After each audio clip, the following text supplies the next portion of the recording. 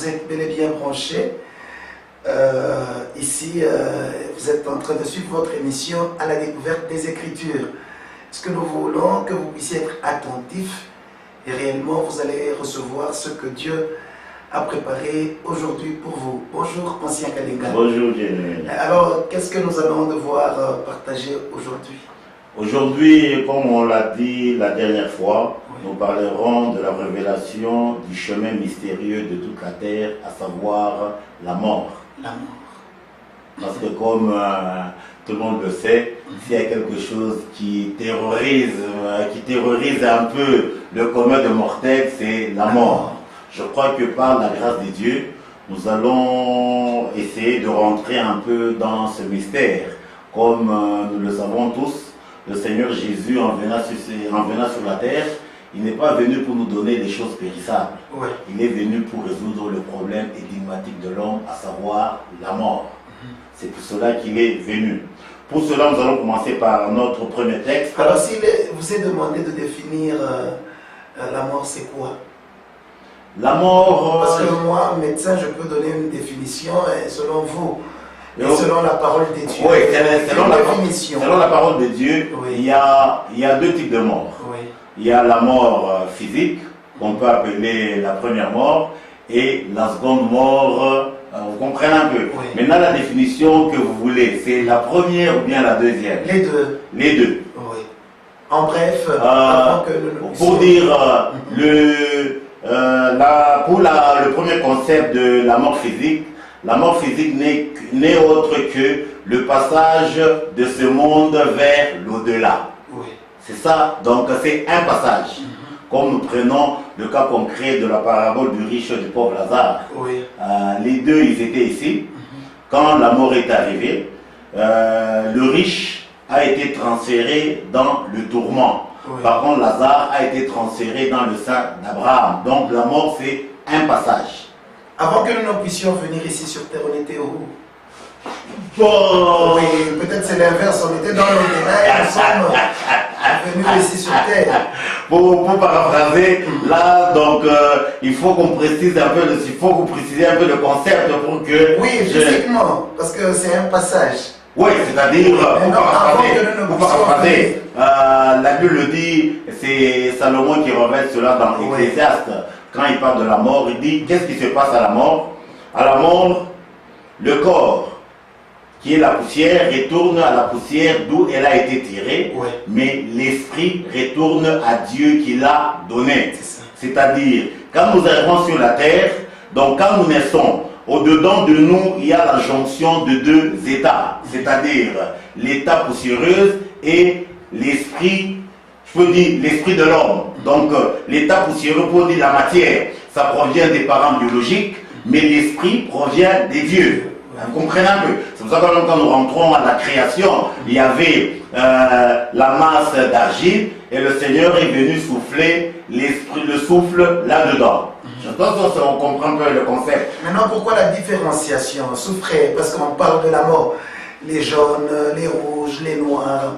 Et quel est, sur le plan spirituel, devant Dieu, est-ce qu'il y a une différence? Non, il n'y a pas de différence. D'ailleurs, je le dis toujours, tout sur la terre est injuste. Il n'y a que la mort qui est juste. Parce que la mort dépouille le riche de sa richesse, dépouille le pauvre de sa pauvreté et tous au même pied d'égalité. Vous comprenez un peu? Donc il n'y a que la mort qui est un concept qui remet les humains au même pied d'égalité. En dehors de la mort, tout est injuste. La deuxième, la seconde mort? La seconde mort, c'est la séparation totale d'avec Dieu. C'est-à-dire Dieu, c'est lui qui est la source de joie, la source de bonheur, le repos véritable. C'est-à-dire, quand vous êtes séparé de la joie, c'est-à-dire vous êtes dans l'opposé de la joie qui est l'amertume. C'est ça, la seconde mort. Je crois que dans ce que nous allons dire, cela va être donné avec détail. C'est bien dit pour ceux-là qui viennent de nous prendre en cours. Nous allons parler aujourd'hui de la révélation du chemin mystérieux de toute la terre, à savoir la mort. Donc ici, nous allons d'abord parler de l'homme de Dieu, Josué. Nous sommes dans le livre de Josué, le chapitre 23, le verset 2, la Bible déclare: Alors Josué convoqua tout Israël, ses anciens, ses chefs, ses juges et ses officiers. Il leur dit, je suis vieux, je suis avancé en âge. Nous sautons, nous allons au verset 14. Au verset 14, il dit ceci. Au verset 14, il dit ceci. Voici, je m'en vais maintenant par le chemin de toute la terre. Reconnaissez de tout votre cœur et de toute votre âme qu'aucune de toutes les bonnes paroles prononcées sur vous par l'Éternel votre Dieu n'est restée sans effet. Toutes se sont accomplies pour vous, aucune n'est restée sans effet. Oui. Le point qui nous concerne, c'est la définition de Josué de la mort. Oui. Il dit ceci, voici, je m'en vais maintenant par le chemin de toute la terre. Donc Josué était en train de parler de la mort, c'est-à-dire du départ de la terre des hommes. Oui. Pas seulement Josué a utilisé ce concept a été encore utilisé par l'homme de Dieu David. Nous sommes dans 1 Roi, le chapitre 2, et nous lisons du premier verset au verset 2. Il dit ceci. David approchait du moment de sa mort. Il donna ses ordres à Salomon son fils en disant, je m'en vais par le chemin de toute la terre. Fortifie-toi et sois un homme. Donc nous voyons ici, et David et Josué, ils ont utilisé la même expression. Ces hommes, ils parlaient prophétiquement. Je pense que c'est compréhensible. C'est pour ça que nous avons intitulé le titre de notre méditation, la révélation du chemin de toute la terre. Oui. C'est-à-dire, pour partir de cette terre, le chemin, c'est le chemin de la poussière. C'est-à-dire, c'est quand nous rentrons à la poussière que nous partons de cette terre. Nous allons encore dans le livre de Genèse. Là, nous rentrons au premier propos de l'Éternel Dieu concernant le départ de cette terre. La Bible dit ceci, nous sommes dans Genèse. Nous sommes dans Genèse chapitre 3, le verset 19. La Bible déclare, là c'est la déclaration personnelle de Dieu, il dit ceci, c'est le point concernant la malédiction après que Adam et Ève aient péché. C'est à la sueur de ton visage que tu mangeras du pain jusqu'à ce que tu retournes dans la terre, d'où tu as été pris, car tu es poussière et tu retourneras dans la poussière.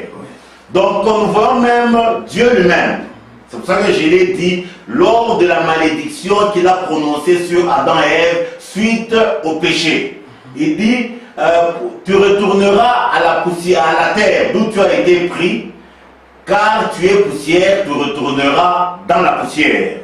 Nous rentrons encore dans un autre propos concernant toujours le concept du chemin de la poussière ou de la terre. Là, nous allons dans les... Si Adam n'avait pas péché, la mort ne serait pas venue. Oui, je crois que Dieu le dit très bien. Ouais. Quand il les a placés dans le jardin d'Éden, il leur a parlé de ne pas manger de l'arbre de la connaissance du bien et du mal. Le jour qu'ils allaient en manger, ils devraient mourir. Et comme ils en ont mangé, Dieu, ce qu'il déclare, ne peut que s'accomplir. Mais vous ne sentez pas que Dieu avait une mauvaise intention? Parce que vous placez les gens et puis vous donnez des interdictions. Lui, il est Dieu, il nous connaît, il connaît notre faiblesse. Il pouvait bien nous aider. Je crois qu'au courant de notre méditation, tous ces concepts, nous allons en parler. Vous savez, la grande préoccupation, c'est quoi? C'est que nous rentrons dans les choses de Dieu, mais avec nos pensées humaines qui sont perverties. C'est ça le problème. C'est pour ça que je vais prendre un cas concret un peu dans vos domaines. Vous devrez faire par exemple un examen au labo. Mais l'appareil que vous allez utiliser, il est erroné. Mais vous voulez avoir un résultat exact à partir de l'appareil qui est erroné. C'est une impossibilité. L'être humain, tout en lui est erroné. Nos capacités intellectuelles sont erronées. Nous voulons juger les choses de Dieu avec nos capacités, avec le faux qui est au-dedans de nous. Si bien que ce qui va en sortir ne peut être que faux. C'est ça le problème. Donc pour analyser les choses, il faut que l'appareil d'analyse soit exact, même la méthode d'analyse soit exacte. Or, quand nous prenons l'homme pour analyser, la Bible dit l'homme de la plante des pieds jusqu'à la tête, rien n'est en bon état. Comment est-ce qu'on peut prendre quelque chose qui n'est pas en état pour analyser ce qui est correct? Donc, il ne peut jamais y avoir un résultat exact. Mais Adam n'avait pas un prédicateur. Peut-être Dieu lui-même faisait ce rôle-là. Je crois que d'ailleurs c'est une bonne préoccupation. Entre avoir un prédicateur, Dieu lui-même, un prédicateur humain, qu'est-ce qui est mieux? Dieu. Mais attends, il avait le vrai prédicateur Dieu. Comme l'Écriture le dit. Qui peut enseigner comme Dieu? Personne. Il avait le vrai prédicateur. S'il a manqué, c'est pas la faute de Dieu. Le vrai. Oui. Pas qu'aujourd'hui, les vrais pour en trouver, il faut se réveiller très tôt matin. Vous comprenez un peu? Oui. Nous allons dans les propos de l'homme de Dieu Moïse. C'est dans les psaumes 90. Ce sont les propos de Moïse. Il dit ceci. Psaume 90 et le verset 3. On peut commencer à partir du premier verset pour qu'on comprenne bien le concept. Prière de Moïse, homme de Dieu. Seigneur, tu as été pour nous un refuge de génération en génération. Avant que les montagnes fussent nées et que tu eusses créé la terre et le monde, d'éternité en éternité, tu es Dieu. Tu fais rentrer les hommes dans la poussière et tu dis, fils de l'homme, retournez. Vous comprenez un peu? Donc même Moïse confirme le concept du retour à la poussière. Si bien que c'est lui qui vit dans le grand building ou dans le grand gratte-ciel, qui n'oublie pas qu'un jour il va retourner à la poussière. Quelle que soit la position, quel que soit le niveau social, quel que soit le niveau intellectuel, nous devons retourner à la poussière. Et je le dis toujours aux gens, sur la terre nous avons beaucoup de projets. Et tous les projets qu'il y a sur la terre, il y a une grande probabilité, quand on échoue dans le projet, qu'on passe au repêchage. Ouais. Vous comprenez un peu? Quelqu'un pour construire une maison. Deuxième session. Ah oui. Mais il y a un projet. Le projet des projets. Le sérieux. Il ne peut jamais y avoir deux. Il n'y en a qu'un seul. Ouais. C'est le projet de mourir. Alors si il faut dire... Bon, c'est ça. Oui. Oui.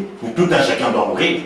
S'il y a une chose... Mais la naissance, on doit avoir une deuxième naissance. Non, la naissance, pour paraphraser... Non, ici en parlant de naissance physique, quand nous arrivons sur la terre, on est inconscient, on ne sait même pas.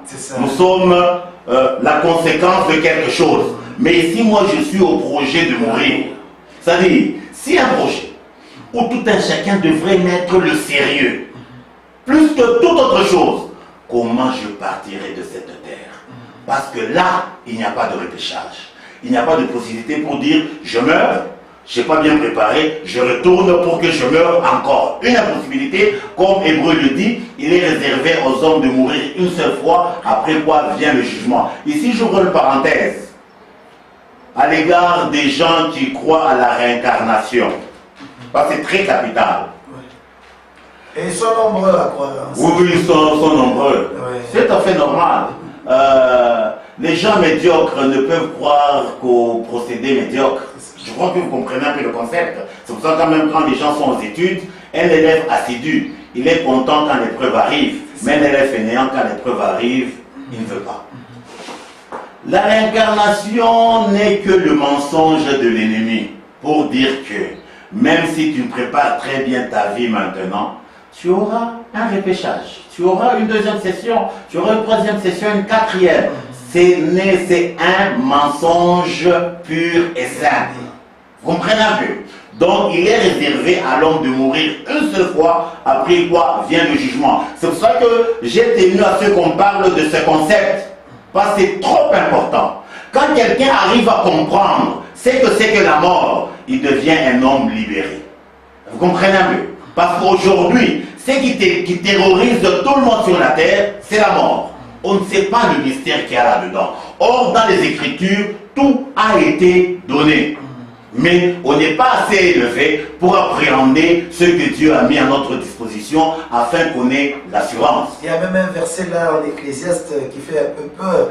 Qui était dans ce combat, même la méchanceté du méchant ne saurait le délivrer. Oh, ouais. Je crois par la grâce de Dieu, on va essayer de parler de tous les concepts. Nous disions que nous sommes à notre thème, la révélation du chemin mystérieux de toute la terre, à savoir la mort, que j'ai intitulé en 3 étapes, le chemin de la fosse, le chemin de l'abîme ou le chemin des grandes eaux. Ouais. Tous les 3 concepts ne parlent que de la mort. Ouais.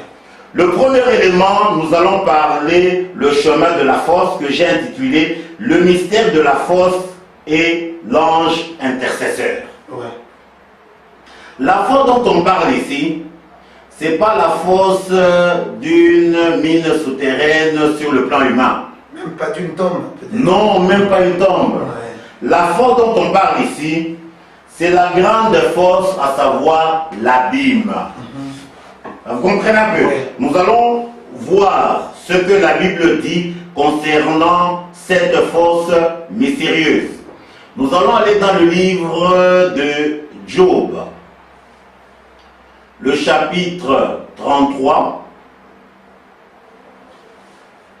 Le chapitre 33, nous allons commencer à partir du verset 14. Et ici, l'Esprit qui a donné cette écriture définit ce que c'est que la mort. Nous lisons de Job 33, du verset 14 au verset 30. Nous allons essayer d'y aller lentement pour que les gens comprennent. C'est un verset qui détermine qu'est-ce qui se passe à la mort. La Bible dit ceci. Dieu parle cependant tantôt d'une manière, tantôt d'une autre. Et l'on n'y prend point garde. Il parle par des songes, par des visions nocturnes, quand les hommes sont livrés à un profond sommeil, quand ils sont endormis sur leur couche. Alors il leur donne des avertissements et met le sceau à ses instructions, afin de détourner l'homme du mal et de le préserver de l'orgueil, afin de garantir son âme de la fosse et sa vie des coups de glaive.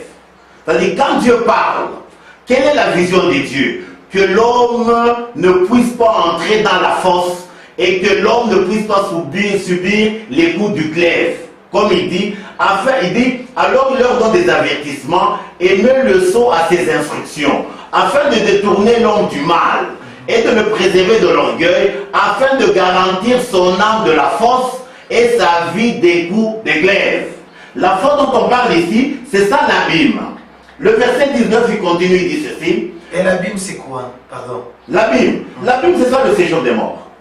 C'est ça la fosse. Alors, là où Satan était précipité, là c'est aussi l'abîme? Non, il y a l'Hadès. Non, vous parlez de quelle précipitation? Lorsqu'il quittait le ciel. Quand il a quitté le ciel, ouais. Mais il a été précipité sur la terre. Sur la terre, oui. Oui, il dit, réjouissez-vous cieux et habitants des cieux. Malheur à la terre et aux habitants de la terre, car l'accusateur a été précipité vers vous, animé d'une grande colère, sachant qu'il lui reste peu de jours. Satan, pour le moment, c'est lui qui est le prince de ce monde. Vous comprenez un peu? Maintenant, quand Dieu doit mettre terme à ses jours, c'est en ce moment-là qu'il va être plongé dans la seconde mort. Je ne sais pas si on se comprend un peu là.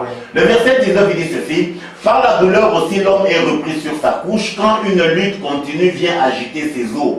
Alors il prend en dégoût le pain, même les aliments les plus exquis.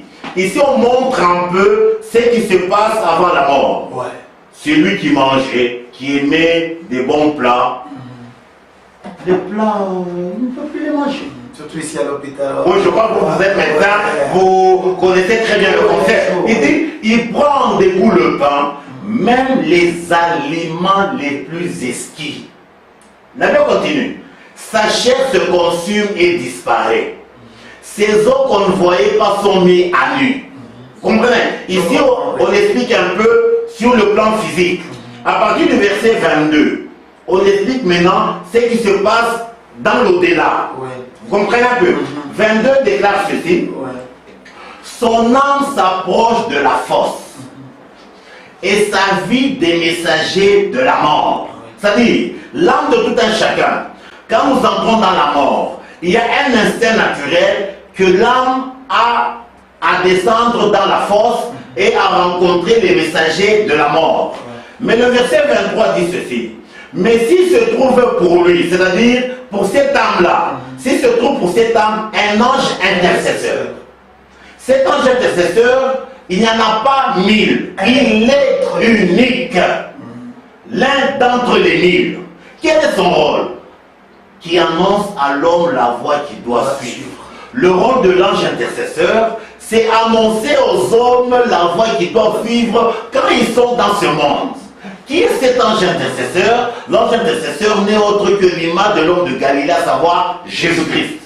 Vous comprenez un peu? La Bible dit, s'il se trouve pour cette âme qui est devant la fosse, et Dieu vérifie que cette âme a été en alliance avec l'ange intercesseur, comment est-ce qu'il a été en alliance avec l'ange intercesseur? Ce n'est pas par le discours dans la bouche, c'est par le comportement, par les attitudes. Vous comprenez un peu? La Bible dit au verset 24, Dieu a compassion de lui. Donc Dieu a compassion de cette âme. Et il dit à l'ange, délivre-le, afin qu'il ne descende pas dans la fosse. J'ai trouvé une rançon. C'est-à-dire, devant cette fosse, les francs congolais sont incapables. Les dollars incapables, les euros incapables, les diplômes incapables, le niveau social incapable. L'unique élément qui a la capacité d'empêcher à l'âme de ne pas entrer dans la fosse, il n'y a que l'ange intercesseur. Et pour cette âme qui n'a pas été dans la fosse parce qu'il y a eu une rançon, la Bible dit ceci. La chair, il dit au verset 25, et sa chair a plus de fraîcheur qu'au premier âge. C'est ça l'image de la restauration.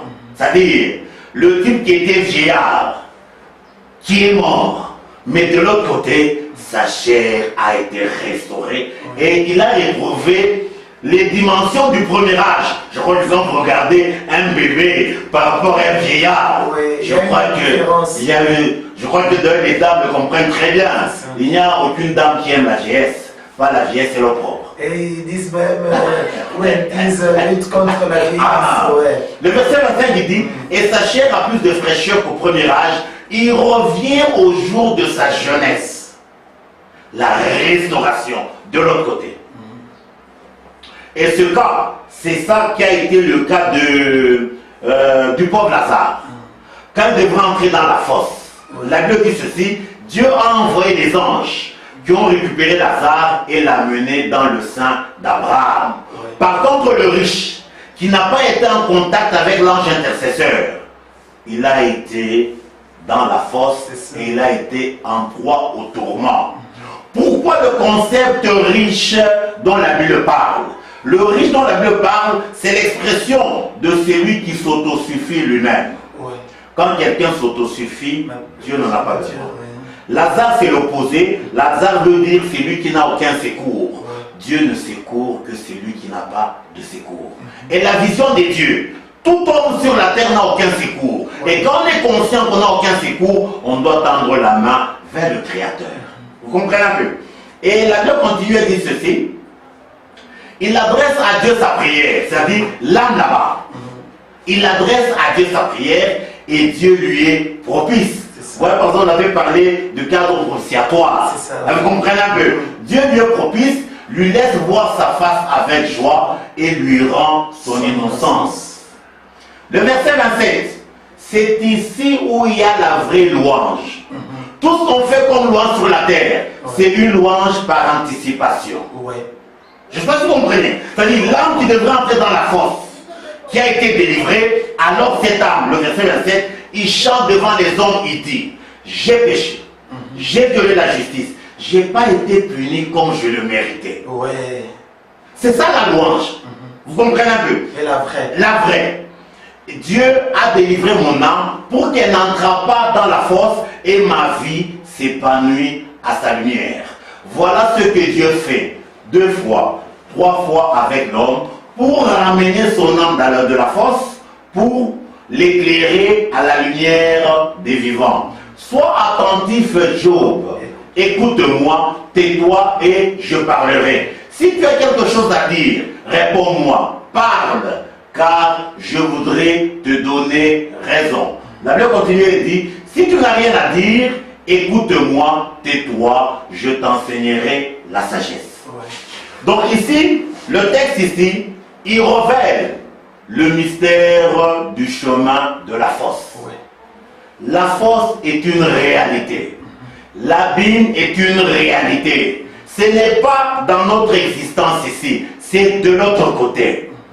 Et cette fosse, pour la traverser, il n'y a que l'ange intercesseur. Sans l'ange intercesseur, vous serez récupéré dans la fosse. J'espère que se comprend. Ni aucun ordre mystique. Aucun. Il n'y a que l'ange intercesseur. L'homme de Galilée, Jésus-Christ.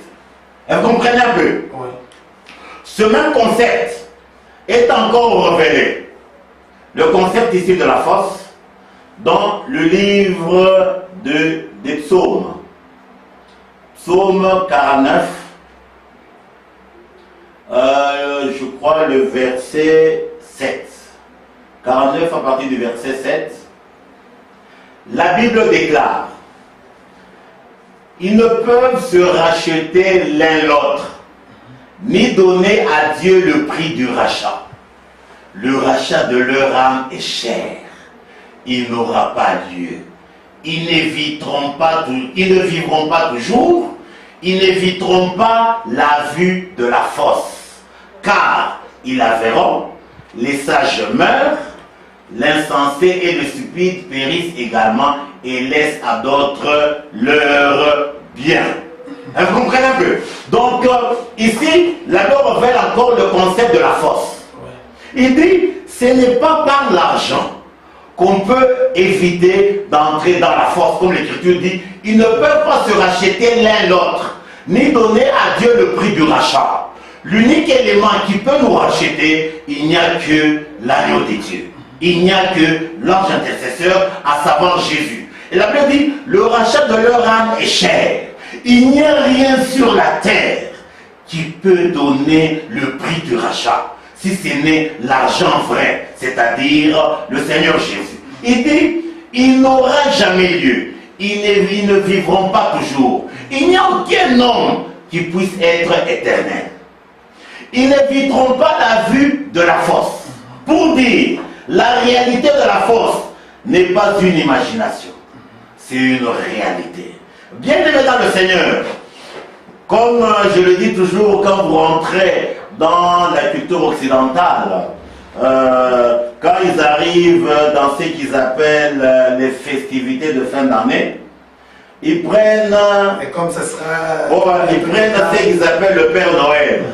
C'est pour amuser les petits enfants. Et ça n'a rien à voir avec Jésus. Jésus n'est pas venu pour amuser les petits enfants. Jésus n'est pas un blagueur. Il est le créateur du ciel et de la terre. Il est venu pour nous racheter de la mort, afin que nos âmes n'entrent pas dans l'abîme. Et dans l'abîme, il y a les tourments des siècles en siècles. Vous comprenez un peu? C'est pour cela que le même concept, comme l'avions dit la fois passée, est révélé par l'homme de Dieu Zacharie dans son chapitre 9, à partir du verset 9, chapitre 9, verset 9, là où il dit: sois transporté d'allégresse, fille de Sion, pousse des cris de joie, fille de Jérusalem. Voici ton roi vient à toi, il est juste et victorieux, il est humble et monté sur un âne le petit d'une ânesse. Ici, c'est l'expression de la rédemption de l'homme. L'homme étant typifié à l'âne, le roi monté sur l'âne revêt le Seigneur Jésus qui est le fardeau qui est doux et léger. Donc c'est l'expression de la rédemption. C'est-à-dire, s'il y a un élément qui peut être l'objet d'allégresse ou de joie de la fille de Sion, il n'y a que la rédemption. Pas la richesse, pas les faveurs de la terre, il n'y a que la rédemption. De la rédemption, c'est quelque chose de très sérieux. Mais pourquoi les gens s'accrochent au bien de la terre? Parce qu'ils ont une conscience corrompue en eux. Et ils s'appuient sur cette conscience corrompue. Et pour nous aussi qui parlons, on cherche quand même l'argent, on va tout le temps au travail. Je crois qu'on l'a déjà dit. On a déjà dit ça. Aussi, on revient même en bref. Parce que je sens que c'est un sujet sérieux. Je vais répondre à votre préoccupation. Quand vous allez dans les propos de l'homme de Dieu Daniel, quand il était à Babylone, Daniel, les enfants d'Israël qui se sont retrouvés en déportation à Babylone, Dieu leur a dit que leur passage à Babylone, ce n'était pas pour peu de temps, c'était pour beaucoup d'années, c'est-à-dire 70 ans. Comme c'était pour beaucoup d'années, qu'est-ce qu'il leur a demandé de faire? Il dit, bâtissez les maisons. Il faut faire des jardins. Il faut donc des autres activités. Mais malgré toutes ces choses, n'oubliez pas Jérusalem. C'est-à-dire quoi? Je vais illustrer par un exemple sur le vélo de dire. Les activités de la terre, le travail séculier, tout, c'est ce qu'on peut nommer le petit jardin. Le grand jardin, l'élément important, c'est Jérusalem. Jérusalem, c'est ça le ciel, c'est-à-dire l'élément pour nous racheter. Mais qu'est-ce que nous voyons ici sur la terre? Des gens sacrifient le grand jardin au profit du petit jardin. C'est ça la folie. C'est pour ça que je vais donner une anecdote. Un enfant qui a 8 ans, ses parents avaient beaucoup de moyens, mais il meurt. Il est encore petit, il peut prendre les documents des maisons, les échanger contre les bonbons.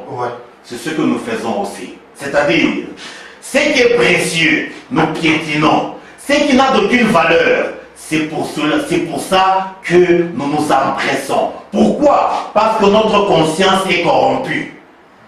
Vous comprenez un peu? Un homme normal, c'est quelqu'un qui a une bonne échelle de valeurs. C'est-à-dire quoi? Il ne peut pas sacrifier ce qui est sacré pour ce qui est profane. Mais si son intelligence est obscurcie. Mais l'intelligence obscurcie, c'est ça la perdition. Oui. Maintenant, que faire pour qu'il revienne et qu'il réfléchisse bien et savoir faire? Il faut qu'il accepte la lumière du Seigneur. C'est la lumière du Seigneur qui va l'éclairer pour qu'il passe de l'obscurité à la lumière. Merci. Vous comprenez un peu?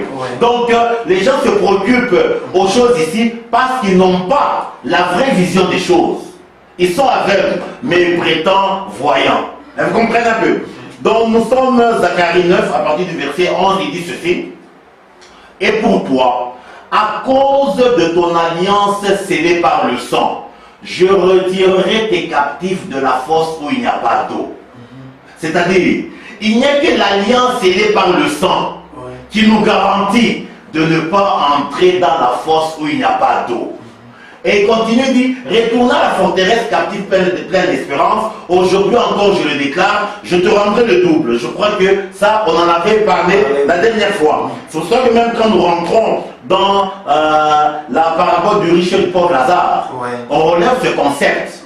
Donc la fosse, l'abîme, n'est autre que le séjour des morts.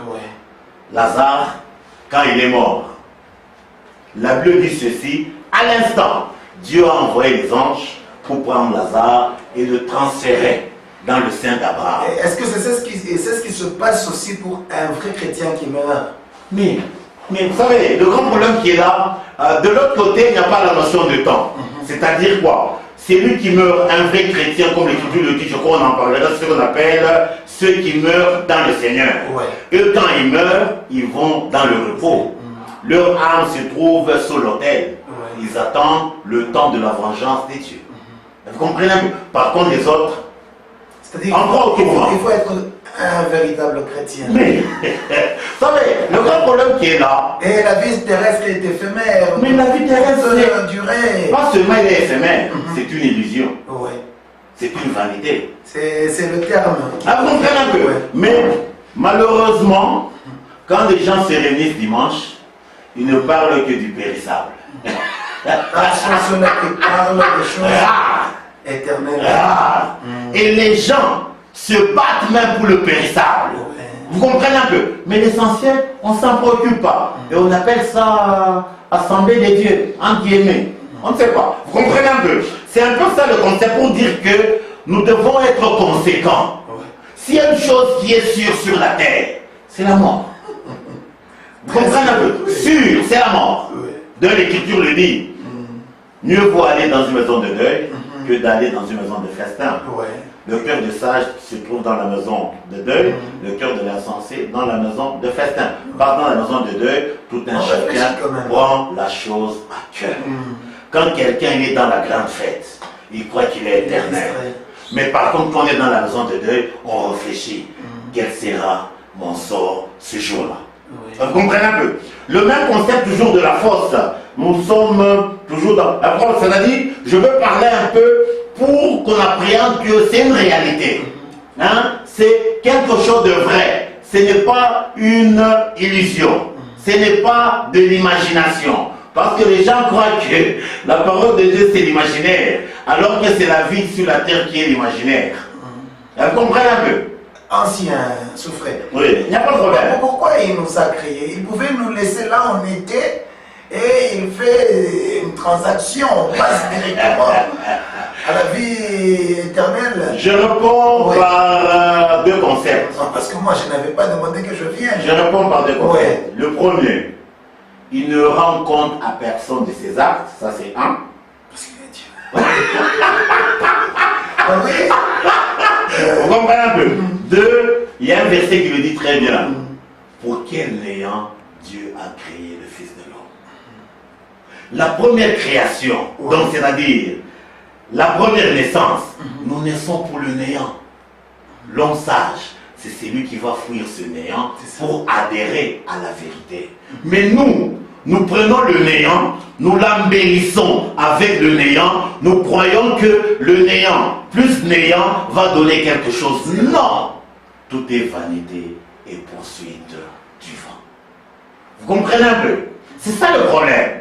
Je ne sais pas si on a répondu à la préoccupation. Nous sommes dans les psaumes 107. Psaume 107, la Bible dit ceci. Psaume 107 à partir du verset 15. Il dit qu'il loue l'Éternel pour sa bonté et pour ses merveilles en faveur des fils de l'homme. Car il a brisé les portes des rangs, il a rompu les verrous de fer, les insensés par leur conduite coupable et par leur iniquité s'étaient rendus malheureux.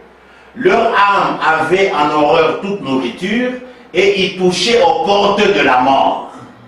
Dans leur détresse, ils crièrent à l'Éternel et il les délivra de leur angoisse. Il envoya sa parole et les guérit et les fit échapper de la fosse, qui loue l'Éternel pour sa bonté et pour ses merveilles en faveur des fils de l'homme. La guérison dont la Bible parle ici, comme l'avion dit la fois passée, les gens ne nous avaient pas bien compris. La guérison dont la Bible parle ici, c'est la capacité de ne plus entrer dans la fosse. Ce n'est pas la guérison de la malaria. Ce n'est pas la guérison du cancer. Vous comprenez? Donc, c'est la parole qui assure la guérison là. Comme il dit, dans leur détresse, ils crièrent à l'Éternel et il les délivra de leur angoisse. Il envoya sa parole et les guérit. Encore principe de la guérison, il les fit échapper de la fosse. Donc la guérison ici, c'est ne pas entrer dans la fosse. C'est-à-dire ne pas connaître la mortalité pour l'éternité. C'est ça la guérison. Et ça, c'est une œuvre personnelle du Seigneur Jésus-Christ. Mais aujourd'hui, dans les églises, les gens, quand ils parlent de la guérison, ils prennent ce verset. Hein, docteur Biko, ce verset, c'est pour le sacré. Ouais.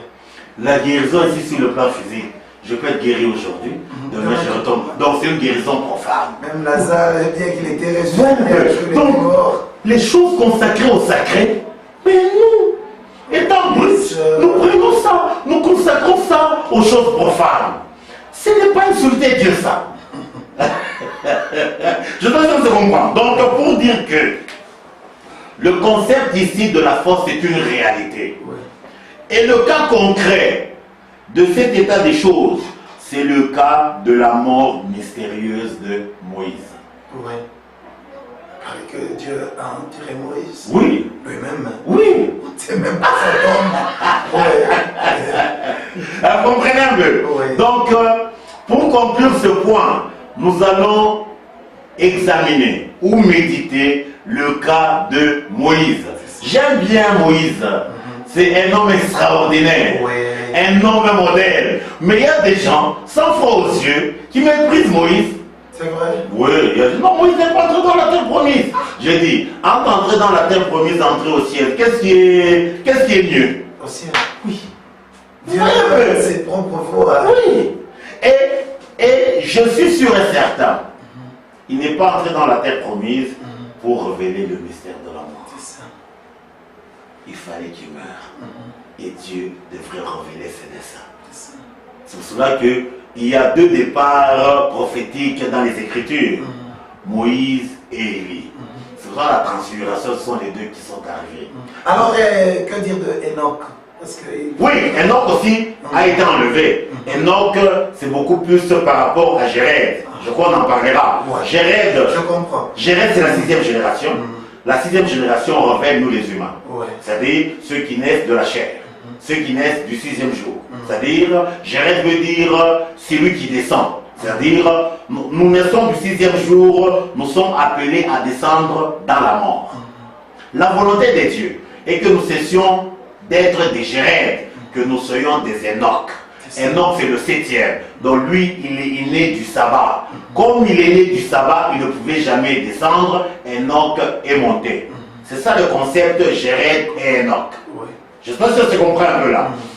Par contre, Moïse révèle tous ceux qui vont mourir avant que le Seigneur ne vienne. Et Élie révèle tous ceux qui partiront quand le Seigneur viendra. Et des grands enseignements. Oui, ce sont des codes. Mais les gens profanes, ils prennent les codes pour... sur la transfiguration, oui, là maintenant, oui, vous comprenez un peu. Je crois que Dieu étant dedans, on va en parler un peu en détail de ces choses. Nous allons à la mort de Moïse. Nous sommes dans le livre de Deutéronome. Deutéronome 34. On explique la mort de Moïse. Deutéronome 34 à partir du verset 5. Il est dit ceci. Moïse, serviteur de l'Éternel, mourut là dans le pays de Moab, selon l'ordre de l'Éternel. Et l'Éternel enterra dans la vallée au pays de Moab, vis-à-vis de Beth-Péor. Personne n'a connu son sépulcre jusqu'à ce jour. Voilà, donc c'est un grand mystère. Et ce mystère est révélé dans le livre de Jude. Oui, le verset 9. Le verset 9, là où la Bible dit, quand Moïse est mort, il y a eu guerre entre le diable et Michael. Ils se disputaient le corps de Moïse. Le diable, c'est ça l'image de la fosse. Le diable, son ventre, c'est ça le séjour des morts, c'est ça la fosse. Michael, c'est ça l'image de l'ange intercesseur. Comme Moïse était correct avec Dieu, Michael a déployé ses muscles, a pu arracher Moïse des griffes du diable. Mais je pense qu'il devrait toujours arracher. Oui. Parce que Moïse est mort dans le Seigneur. Oui, c'est ça. C'est une image pour montrer. Si on n'est pas en ordre avec le Seigneur, Michael ne va pas développer ses muscles. C'est ça. Vous comprenez un peu? Donc, la mort de Moïse, c'est un enseignement que Dieu nous a révélé. C'est pour cela que quand nous rentrons dans ce que nous avons lu dans Deutéronome, on dit l'Éternel enterra dans la vallée au pays de Moab vis-à-vis de Beth-Péor. Beth-Péor veut dire la maison du serpent. Et le serpent, c'est ça l'image du diable. Pour dire que Moïse, il était à l'opposé de la maison du diable, le séjour des morts. Lui ne pouvait jamais entrer dans le séjour des morts. Dieu a envoyé Michael pour arracher Moïse afin que son âme aille s'épanouir à la lumière auprès du Seigneur. Sincèrement, nous vous disons merci. Et toutes vos questions, téléspectateurs, je sais qu'aujourd'hui, nous aurons beaucoup de questions, seront les bienvenus. Au revoir.